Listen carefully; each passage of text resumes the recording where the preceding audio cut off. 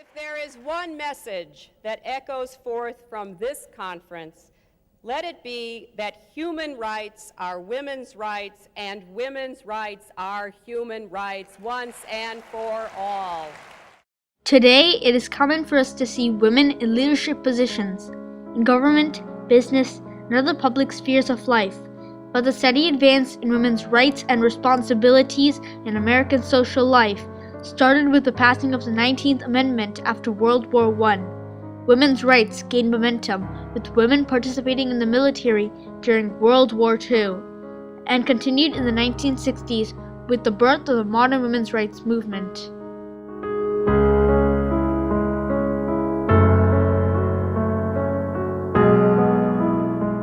World War II was a significant event that showcased to the world women's ability to take on responsibilities that were once thought beyond them, and led to a dramatic change in women's rights.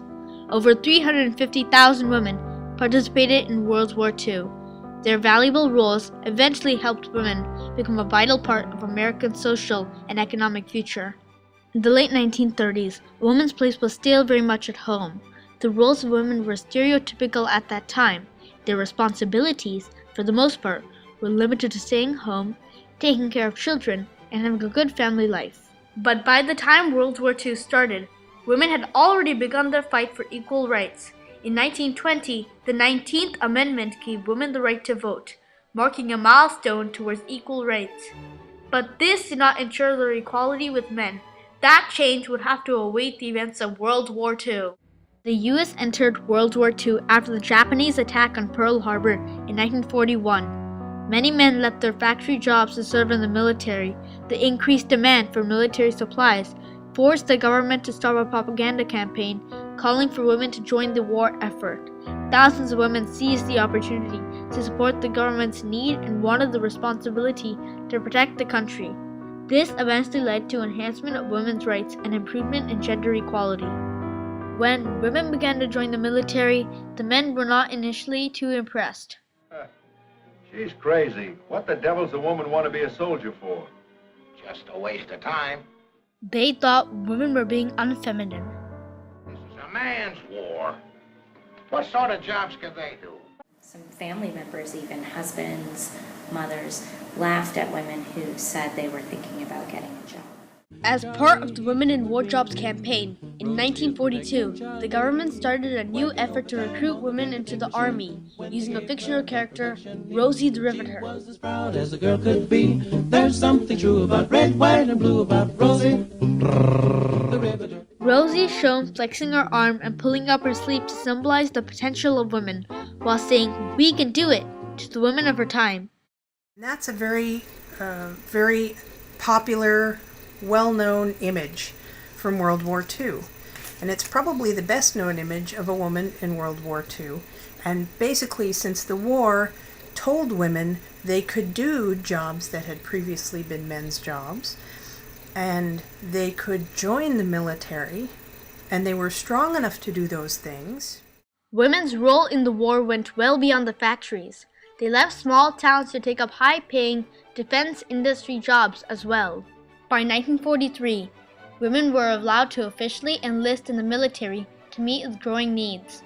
They served in the Women's Army Corps in technical positions, in the Navy Waves, trained for emergency services, and in the SPARS, a unit in the Coast Guard, as radio operators and decoders. Lois Boughton served in World War II as a member of the SPARS from 1943 to 1945. She is also known as the Coast Guard Lady, and she's been writing motivational letters to the Coast Guard for over 40 years. I was a radio man at a direction-finding station. We took bearings on ships when we heard them send messages. We felt we were doing what was really worthwhile when a ship in distress sent an SOS. In the WASP, women pilots worked in non-combat positions. They flew planes to military bases so that the men could fly them into the battlefield. The establishment of these organizations by the government within the military showed legislative recognition of a woman's democratic right to join the armed forces. The roles that women played in World War II were very different from the ones they held in World War I. While the women in World War I mostly served in civilian volunteer positions, such as laundresses, mess cooks, and nurses. Women in World War II entered traditionally male career paths, such as working as factory workers, pilots, and mechanics. All these roles were outside the traditional gender expectations. This not only relieved the men from these jobs to go into combat duty, but also boosted women's confidence. World War II also helped African American women realize their potential. African American women enlisted in World War II as WACs and WAVES. Hundreds of women were assigned to the 6,888th Central Postal Directory Battalion, where they took pride in delivering mail to the troops with a sense of common goal that reached across racial lines. Charity Adams was the first African American woman commanding officer of the battalion. Their experiences from World War II served to galvanize their fight against segregation and for equality as rightful American citizens in the civil rights movement in the 1950s and 60s. Later, this became a model for the women's rights movement. But the struggle for women's rights was not without its setbacks. Women's advances generally didn't just come on a timeline. You start here and they just go perfectly to there. Women's advances, or the advances of other minorities, tend to come in sort of pendulum swings. So there's an advance and there's a retreat, and there's an advance and a retreat. By the late 1940s, many women were forced to give up their jobs for the returning war veterans and return to their pre-war domestic roles. The 1950s therefore saw a temporary reversal of fortunes for women's rights, as women went from being Rosie the Riveter to Susie the Homemaker. However, World War II had given tremendous opportunities for women, both in the military and civilian jobs. This not only changed their perception of themselves, but also the public's perception of them. While there was no organized action during this time, women would not be silenced forever. By the 1960s, many women had college education and were ambitious. With the advent of labor-saving and time-saving home appliances, such as washing machines and dishwashers, some of the menial chores were removed. Women were frustrated staying at home.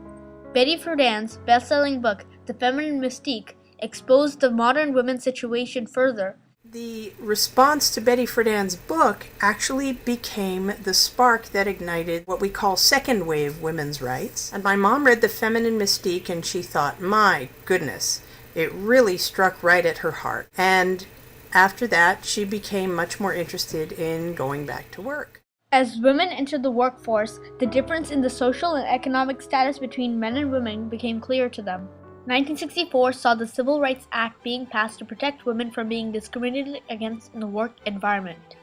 A year later, the Equal Employment Opportunity Commission was appointed to implement the Civil Rights Act. In 1966, Betty Friedan founded the National Organization for Women to help incorporate women into the mainstream American society. She promoted equal pay for equal work, supported reproductive choices, and helped women campaign for political office.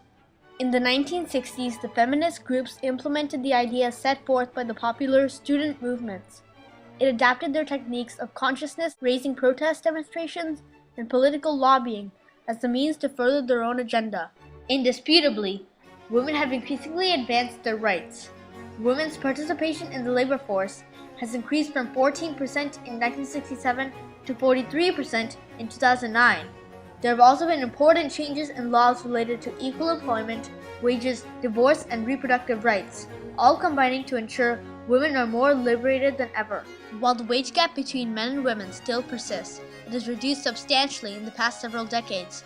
These changes that we see today can be directly traced back to the women's rights movement of the 60s and in turn to the women of World War II. The new roles and responsibilities the women took on in World War II awakened them to realize their true potential, leading to better women's rights.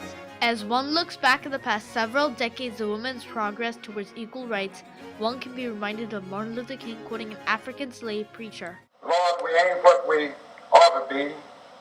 We ain't what we want to be. We ain't what we gonna be. But thank God, we ain't what we was. So lady.